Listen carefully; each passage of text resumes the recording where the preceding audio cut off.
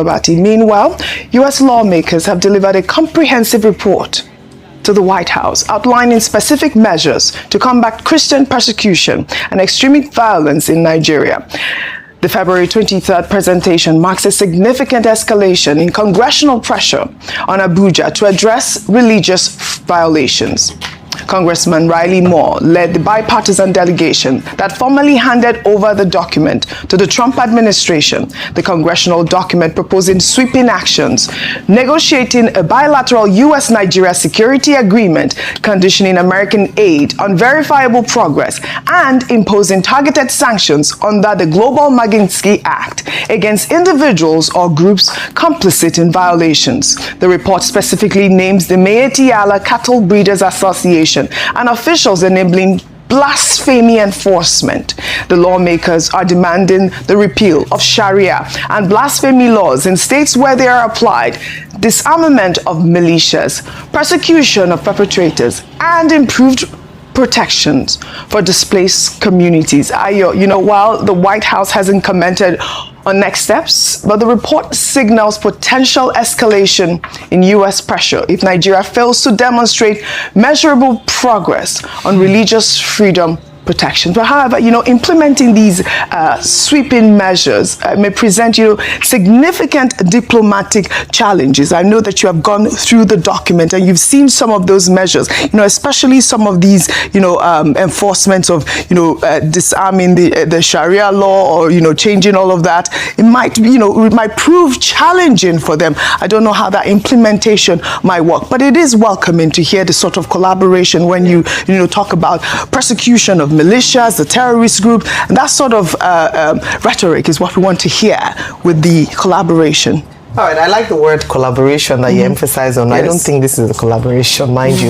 I think this is the U.S. taking charge and inviting Nigeria when it thinks it needs to come on the table. Yes, they have talked about collaboration, but truly, when you read the report, there's nothing collaborative about this. The recommendations, the stark numbers that were mentioned, it was an indictment because they said that Nigeria is actually the most difficult country currently to live as a Christian, where Christians are persecuted. That was stated in their report. But when you talk about recommendations, this is where, and that's why I come to the point of it's not a collaboration, because I'm not sure how Nigeria would achieve some of the recommendations made by Rep. Riley Moore and the committee that worked on this. More details. There's more details, but it's there. But in truth, they are setting very divisive recommendations that were there that I don't think if Nigeria was part of that committee they would agree to.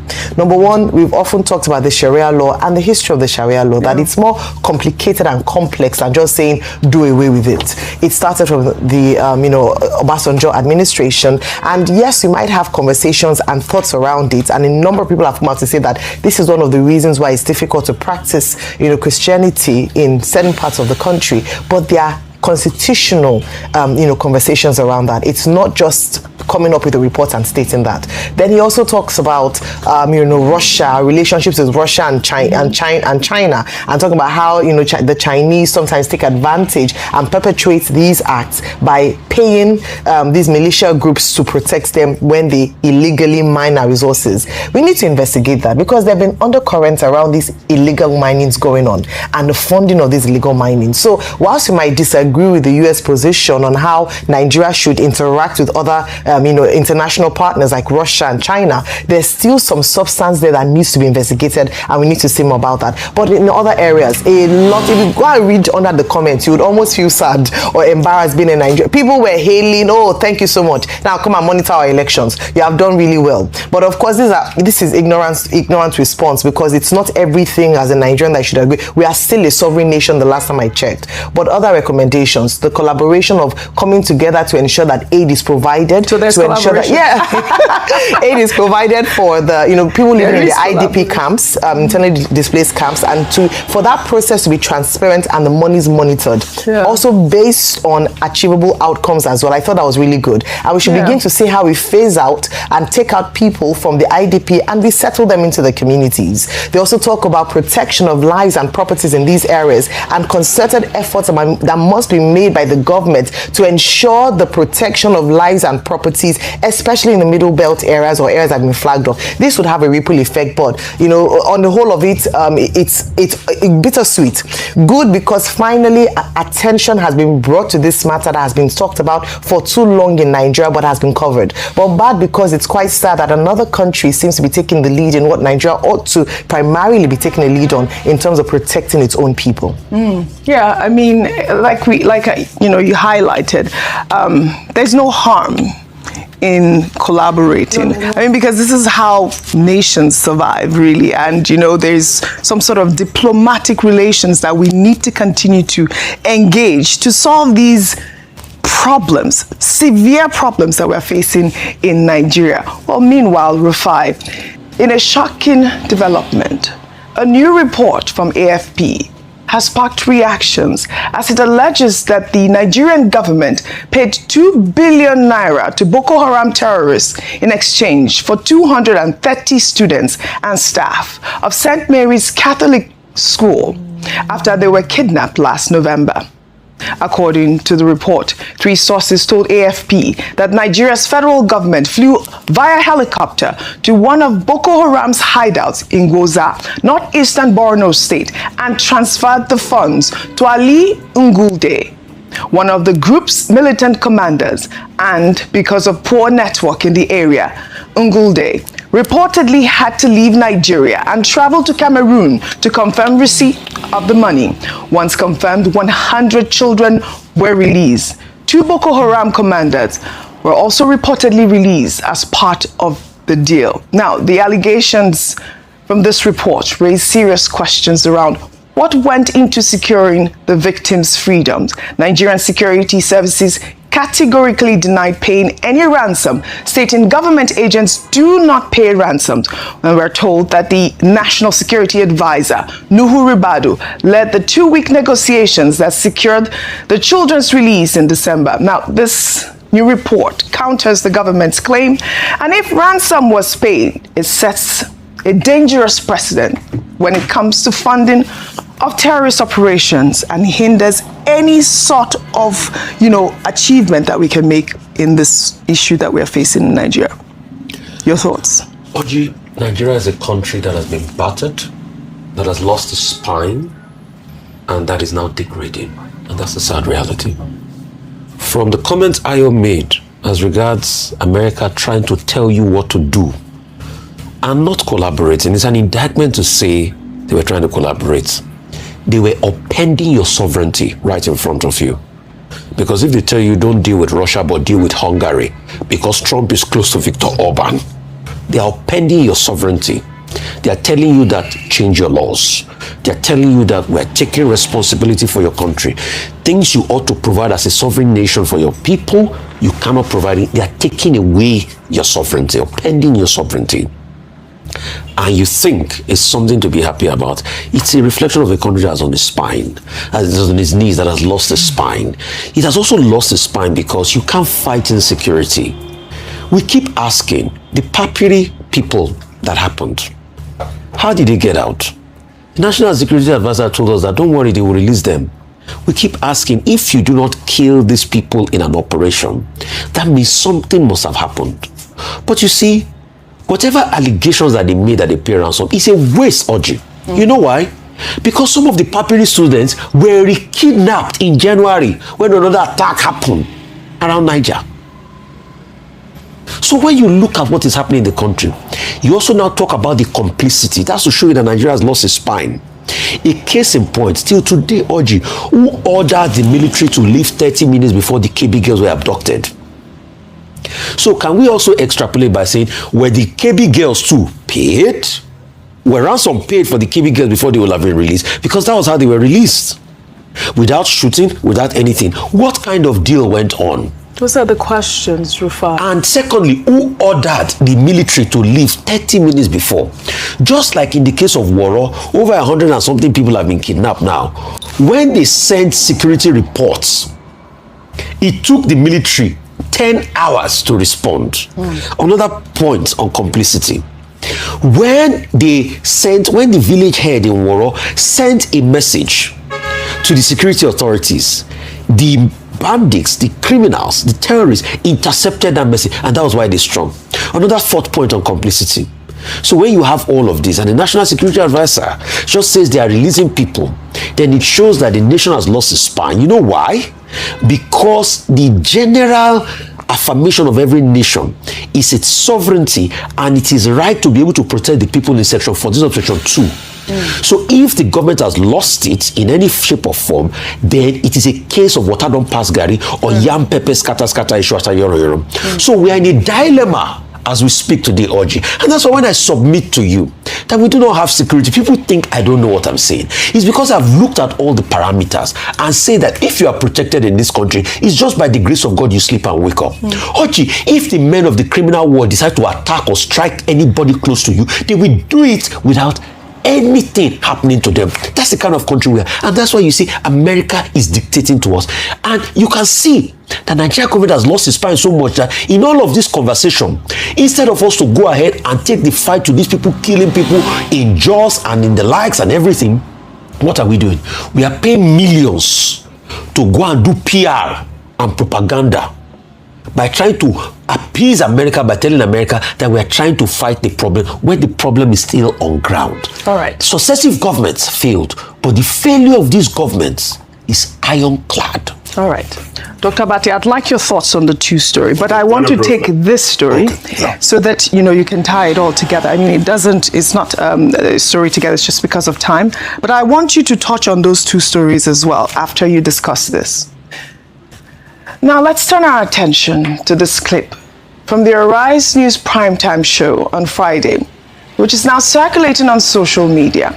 In the clip, the national leader of the Zenith Labour Party, Dan Nwanyanwu, vividly recalled a time when he and President Bola Ahmed Tinubu visited the late MKO Abiola when he was in a Lagos hospital. But during one of those visits, Abiola told Nwanyanwu that one of the reasons he wanted to be president was because of an emotional encounter with the chief surgeon at a London hospital who happened to be Nigerian.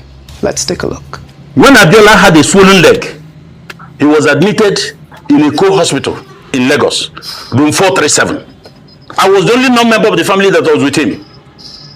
The wives will bring food, leave it with me.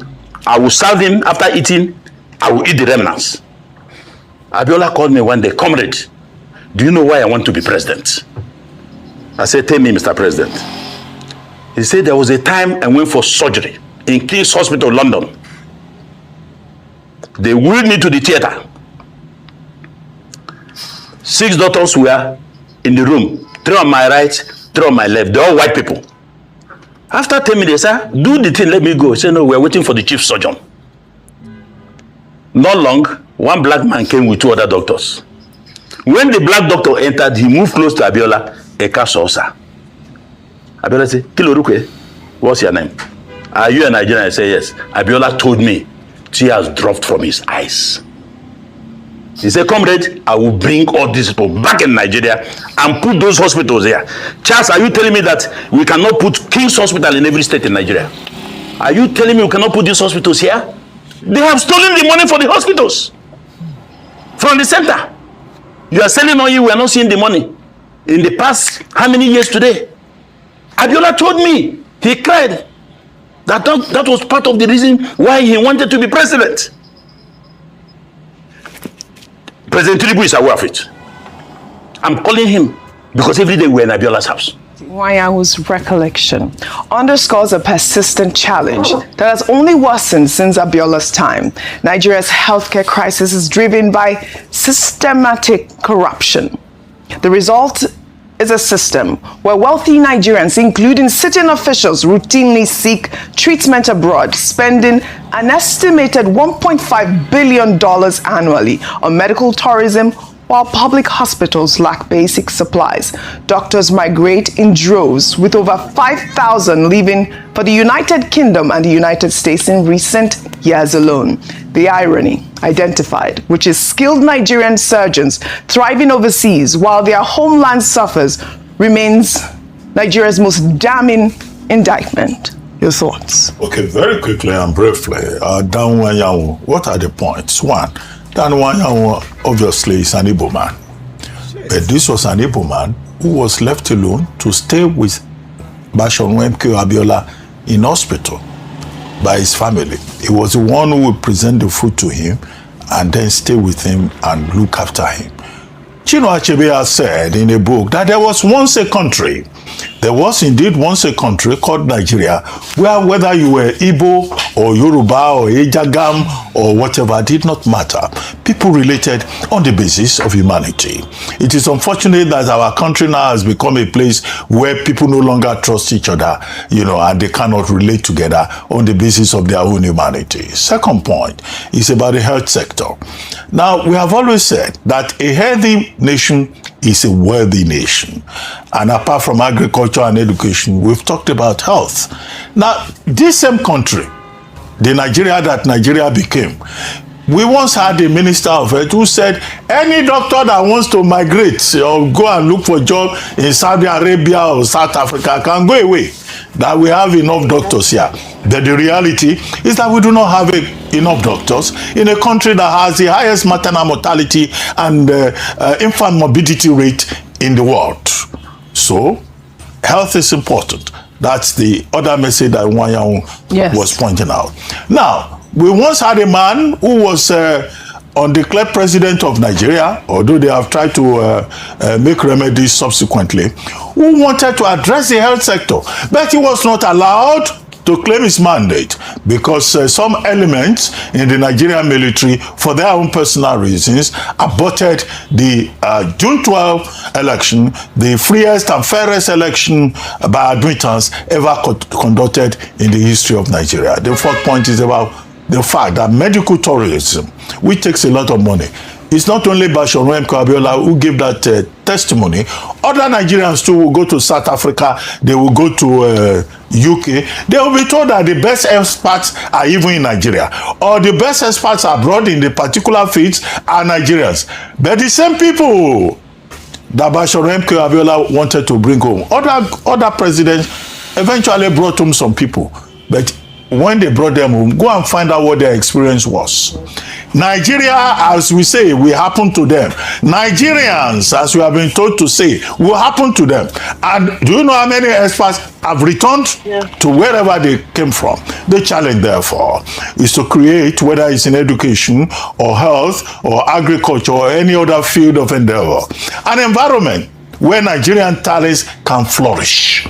So that Nigeria does not frustrate the best that we have, so that we do not become like Ireland at the turn of the 19th century that became a provider of talents for other countries, principally the United States. Now, very quickly on the other two issues. The thing about America dictating to us and all of that, we should put this in proper context. America is not dictating to Nigeria. That has not happened. We cannot say America is violating our sovereignty. That has not happened. What has happened is that on October 31, 2025, the president directed Riley Moore and the committees on appropriation and foreign relations to go and investigate the alleged Christian genocide in Nigeria. Now, those congressional committees had hearings. Bipartisan trips were made to Nigeria. The Nigerian leaders met with the Americans and all of that. And Riley Moore had been mandated to submit a report to President Trump. What they have now done is that Riley Moore, leading the investigation committee, has now, with the committees, appropriation and foreign affairs, submitted a report to President Trump in the White House. All right.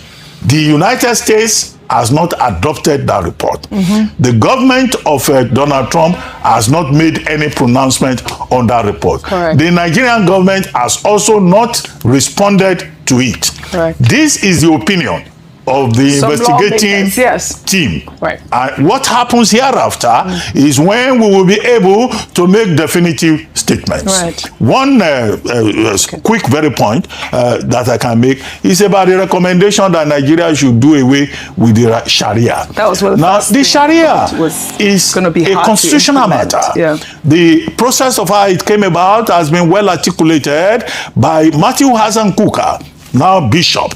in his book Religion, Politics and Power in Northern Nigeria.